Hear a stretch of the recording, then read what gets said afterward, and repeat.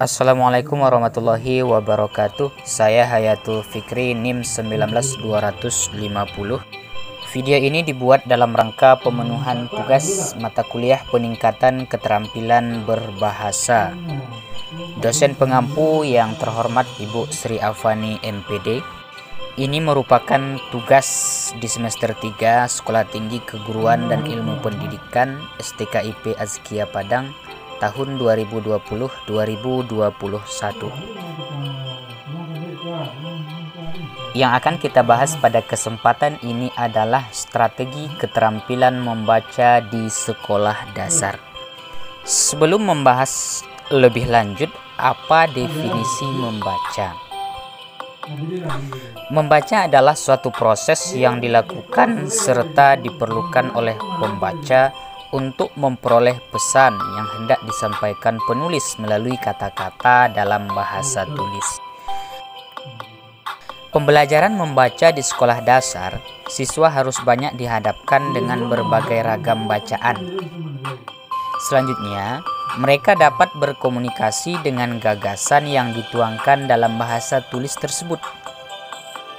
Berbagai keterampilan membaca harus dilatihkan kepada mereka agar kepemilikan keterampilan itu bermanfaat dalam kehidupan sehari-hari. Apa arti penting keterampilan membaca di sekolah dasar? Kemampuan membaca merupakan sesuatu yang vital dalam suatu masyarakat terpelajar. Melalui membaca, siswa akan memperoleh pengalaman dan pengetahuan yang lebih luas untuk dapat mengembangkan ide dan gagasan. Keberhasilan belajar mereka dapat mengikuti proses kegiatan belajar mengajar di sekolah sangat ditentukan oleh penguasaan kemampuan membaca mereka. Karena dengan membaca, siswa mendapatkan banyak informasi dan pengetahuan. Membaca di sekolah dasar pada hakikatnya terbagi atas dua bagian, yaitu membaca permulaan pada kelas 1 dan 2, serta membaca lanjut atau membaca pemahaman untuk kelas 3 sampai kelas 6. Dalam kurikulum telah ditetapkan bahwa untuk siswa kelas 3 sampai kelas 6 adalah membaca lanjut atau disebut juga membaca pemahaman karena tujuannya adalah agar anak mampu memahami makna dan mengambil manfaat dalam pesan yang disampaikan penulis kepada pembaca atau siswa. Strategi yang akan kita bahas pada kesempatan ini yaitu strategi aktivitas membaca berpikir terbimbing atau yang lebih akrab dikenal dengan strategi AMBT. Strategi aktivitas membaca berpikir terbimbing adalah sebagai salah satu bentuk pembelajaran membaca dan keterampilan berbahasa di SD. Strategi ini berguna dalam membimbing siswa untuk berintegrasi dengan teks berlandaskan pada pendekatan proses membaca dimulai dari tahap prabaca, saat baca, dan pasca baca. Apa kegunaan strategi AMBT? Dalam memahami suatu bacaan untuk menentukan ide pokok dan menarik kesimpulan bacaan melalui beberapa tahap atau langkah untuk mempermudah dalam menemukan ide pokok dan kesimpulan terhadap wacana yang dibacanya. Oleh karena itu, metode yang sesuai atau relevan digunakan dalam menentukan ide pokok adalah strategi AMBT untuk menentukan ide pokok paragraf. Melatih keterampilan siswa menemukan ide pokok adalah latihan menemukan ide pokok paragraf. Latihan itu meliputi latihan menemukan letak ide pokok dalam paragraf, latihan menyatakan ide pokok sebuah paragraf, latihan menangkap maksud paragraf, latihan menemukan ide pokok dengan kecepatan membaca tinggi. Itulah beberapa kegunaan dari strategi AMBT. Selanjutnya, apa saja tahapan-tahapan dalam penerapan strategi AMBT di sekolah dasar? Pertama adalah tahap prabaca. Aktivitas yang dilakukan Saat prabaca menggunakan pengajaran mini. Pengajaran mini dilakukan untuk membantu siswa membangkitkan pengalaman untuk skema.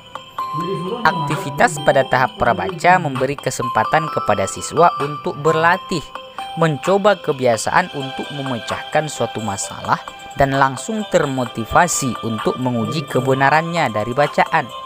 Di samping itu, siswa akan dapat mengaktifkan skema untuk menghubungkan pengetahuan yang dimilikinya dengan topik yang dibaca. Selanjutnya adalah tahap saat baca. Tahap ini adalah tahap membaca dalam hati guna memahami isi bacaan. Pelaksanaan membaca dapat dilakukan perseorangan, berpasangan maupun kelompok. Banyak hal harus dibaca dapat ditentukan oleh guru, misalnya sejumlah bab, halaman, atau paragraf. Sewaktu membaca dalam hati, siswa dapat dilatih menentukan letak ide pokok, menentukan ide pokok dan ide penjelas dalam setiap paragraf.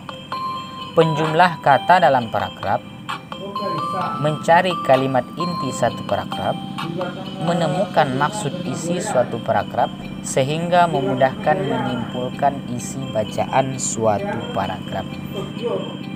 Membaca dalam hati biasanya untuk penikmatan atau kesenangan. Oleh karena itu, membaca dalam hati sering disebut rekreasional, yang memerlukan ketenangan dan terbebas dari rasa tertekan. Guru harus turut serta membaca karena ia sebagai model membaca bagi siswa Holawai.